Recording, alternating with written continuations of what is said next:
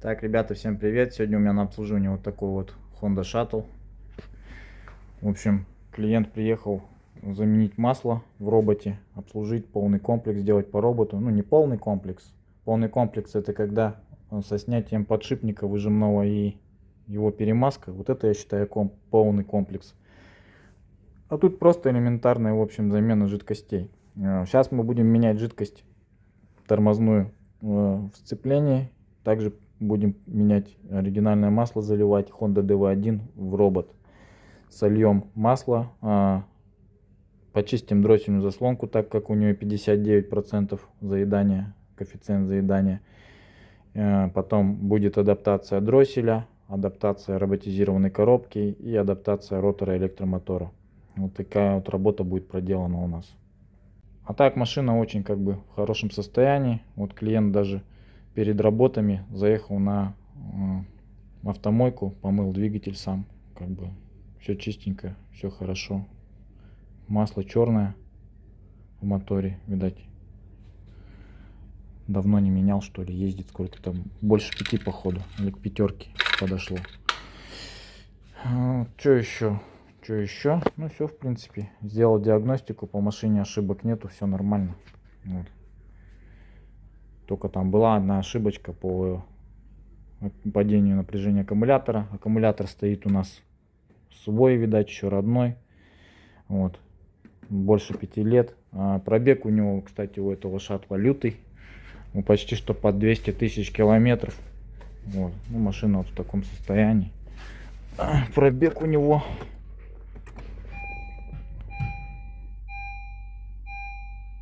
Да, 187 980. Ездит. Что, сейчас обслужим робота. Заменим масла. И будет дальше ездить, наверное. Если у него с подшипником, конечно, все в порядке. Ну, надеюсь, что нормально все. А так, ребята, вот такие вот подшипники. Приезжают уже убитые. Перекатывают клиенты наши подшипники свои. Не хотят до талого обслуживать это все дело. Ну и приезжают вот такие вот уже. У нас целая коробка этих подшипников. Вот. Это уже, грубо говоря, хлам, с которого ничего уже не сделаешь. Это просто элементарно запчасти. Ну, трубочки можно куда-то там поставить. Короче, по сути, металлолом. Вот. Из этих подшипников что можно сделать? В принципе, здесь меняется вот этот подшипник, средний, и вот этот вот, верхний. Но если у него придет в негодность, так сказать, тефлономанжетная часть, вот именно муфта, если выйдет из строя от перегрева, тогда уже все, тогда уже ничего не сделаешь. Так что вот такие дела. А так, по сути, вот перегрев муфты, он у нас, причина перегрева — это когда заканчивается смазка в этих подшипниках, и они начинают работать металл по металлу, подзакусывать и все такое. Также сцепление начинает греться, то есть диски неправильно начинают выжимать, диски начинают греться тоже, создавать трение избыточное. Из-за этого температура в этой области достигает до 300 с копейкой градусов, и тогда выходит из строя именно пластиковая тефлономанжетная часть. Там получается пластиковый тефлон, у него где-то вот около 300 градусов. В общем, предел температуры. После 300 он начинает плавиться. Так что вот так вот, ребята, что могу сказать про роботы. А так, в принципе, не только доставляет свои проблемы подшипник, также сама по себе роботизированная коробка. Когда вот этот узел уже плохо работает, плохо выжимает, греется и все такое, на самом деле там уже выходят из строя и другие детали.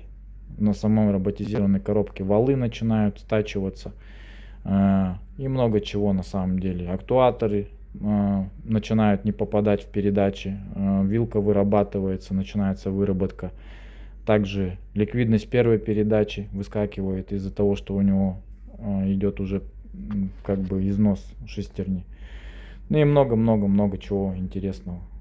По электронике там приколов хватает. В общем, в роботизированной коробке ломается много чего. Не только выжимной механизм, но и также и сама корзина сцепления Вот у нас уже сколько этих корзин сцепления лежит. Это все по сути пока металлолом. Вот.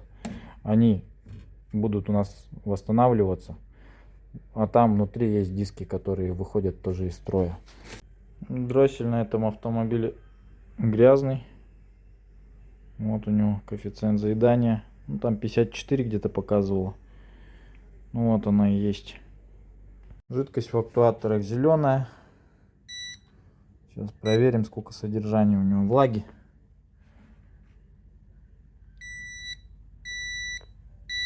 Зашкаливает прибор. 2,4 показал аж. 2,2, 2,4. Здесь тоже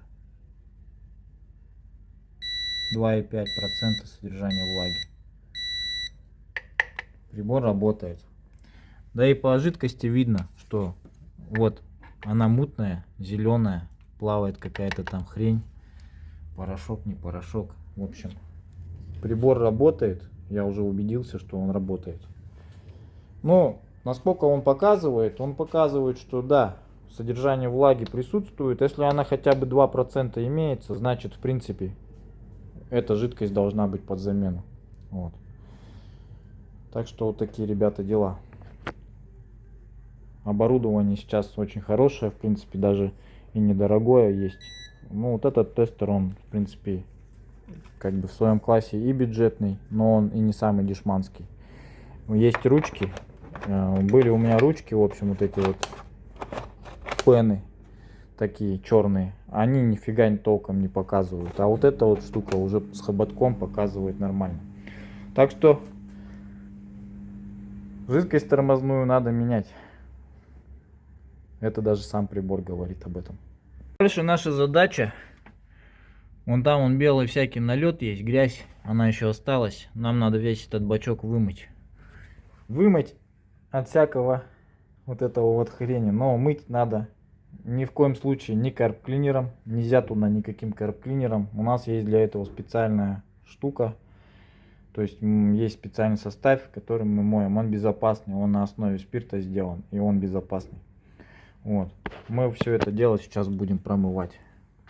И вот этот налет на крышечках, он тоже убирается. Нельзя оставлять этот налет. Это все остатки от выжимного подшипника летит туда, в бачки. Силикон и все такое. Это все надо убирать, иначе это все работать мешает. Насосом. Актуаторы из-за этого выходят из строя. Не сразу, конечно, но со временем они все хуже и хуже начинают качать. Я сейчас промываю вот этим составом. Вот он. И вон сколько там уже всякой хрени вылетело. Я просто вот трубкой туда. Вот так это все промываю. Вон сколько грязи.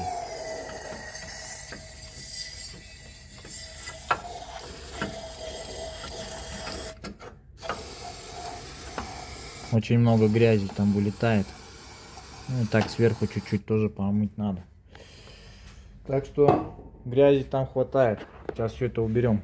Ну вот, проверяем. После замены жидкости, вот свежую залил, сколько будет содержание влаги.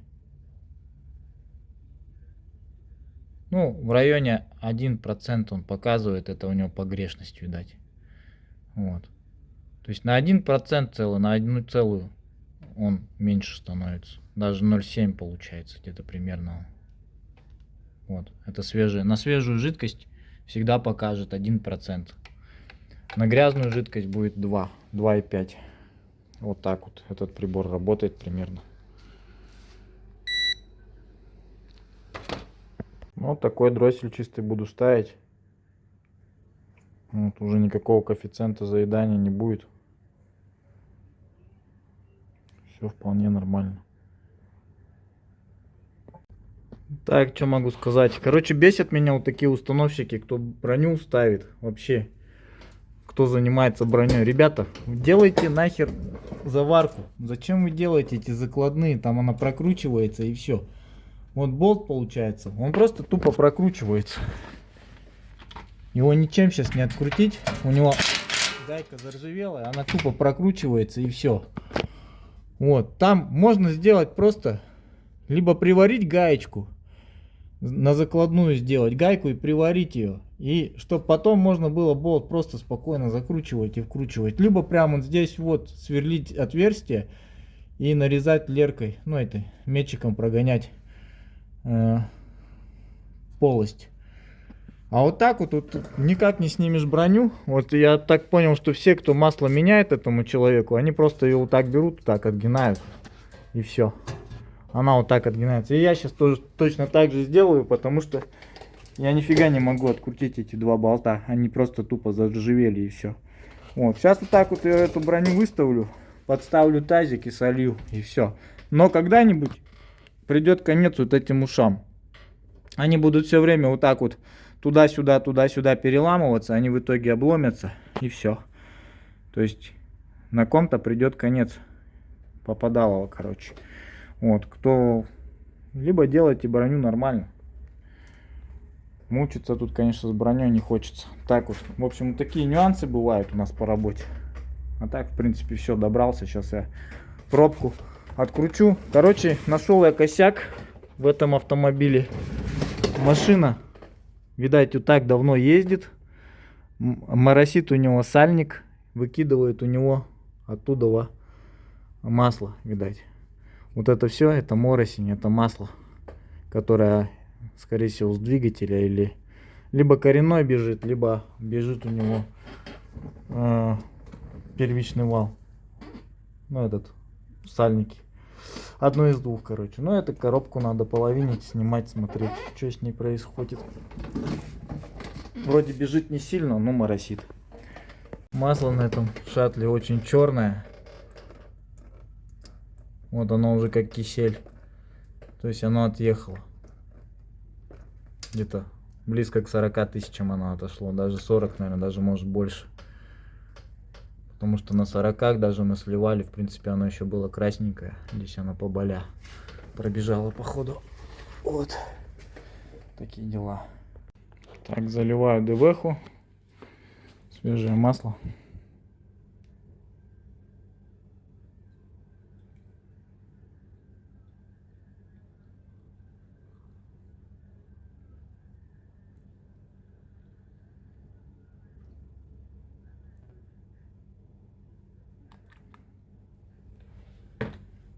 Так, ребята, работаем в обслуживании. У нас Honda Shuttle.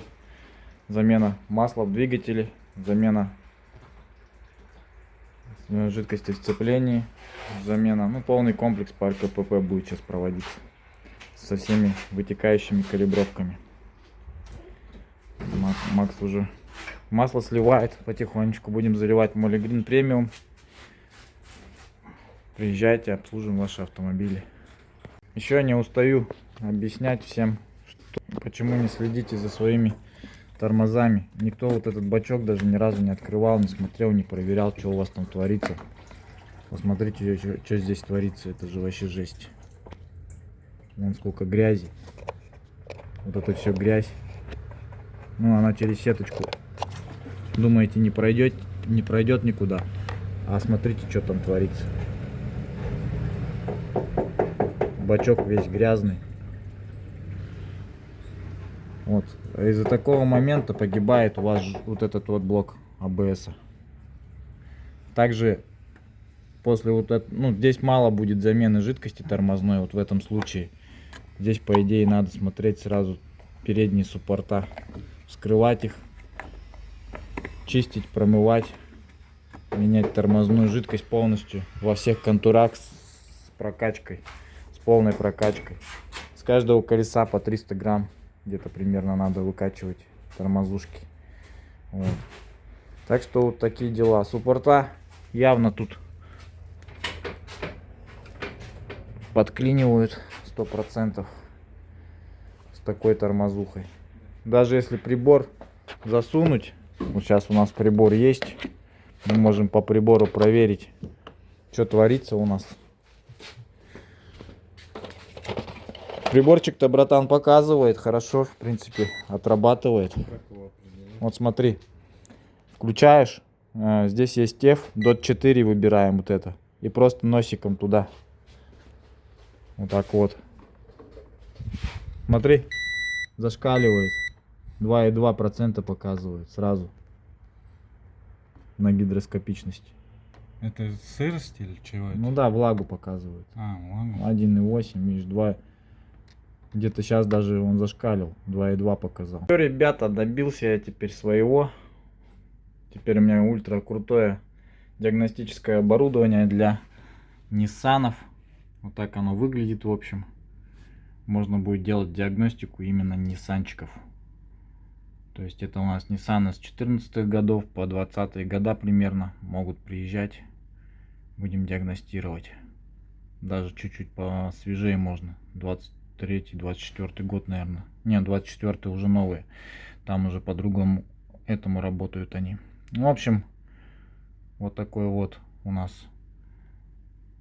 интерфейс, диагностика. Даже перепрограммирование блоков можно делать. В общем, много чего интересного. Я думаю, тут можно и калибровки делать, и все остальное.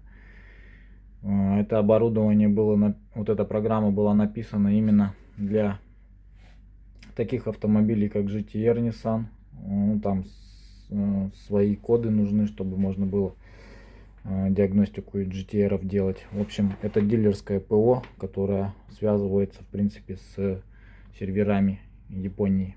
Вот такие вот дела. Так, ребята, всем привет. Кому нужно будет проверить аккумулятор, приезжайте. Вот. У меня теперь есть такой тестер по именно замеру аккумуляторных батарей, АКБшек именно. В общем, можно будет тестировать любые батареи. Вот, допустим, тест батарей, окей. В машине, вне машины можно проверять. Проверка нагрузки можно делать. Ну, допустим, в машине. Окей, тест батареи, заряд, подъем. Тест батареи делаем, короче. Плоская АГМ выбираем, обычная, ЦЦА. В общем, окей. Тест батареи. Рейтинг, тест батареи. Перед зарядкой, после зарядки можно проверить. Вот перед зарядкой, допустим, вот он выдает. И также она распечатывает все на чек. Вот.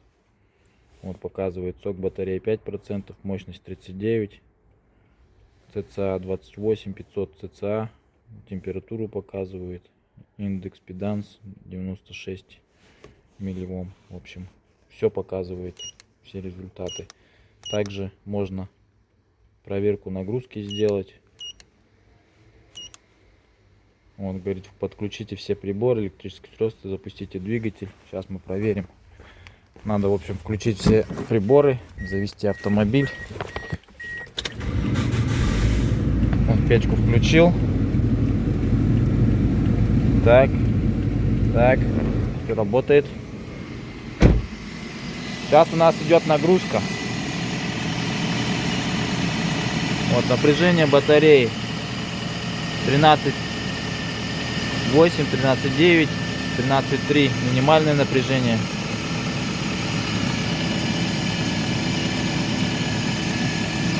Сейчас у нас проверяется нагрузка. Вот он говорит уже, что нагрузка нормальный аккумулятор. Берем туда 30-й нахуй. Но. 30-й туда не должен заходить. Ага.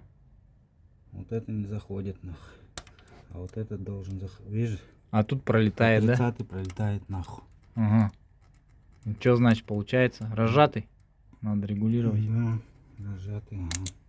30-й не должен туда заходить нахуй. 30 сюда заходит нахуй. Сколько у него зазоры увидели? 25-30? Да? Ну. Ну, впуск. Впуск 25, выпуск 30. Понятно. Да, смысл один и тот же. Угу.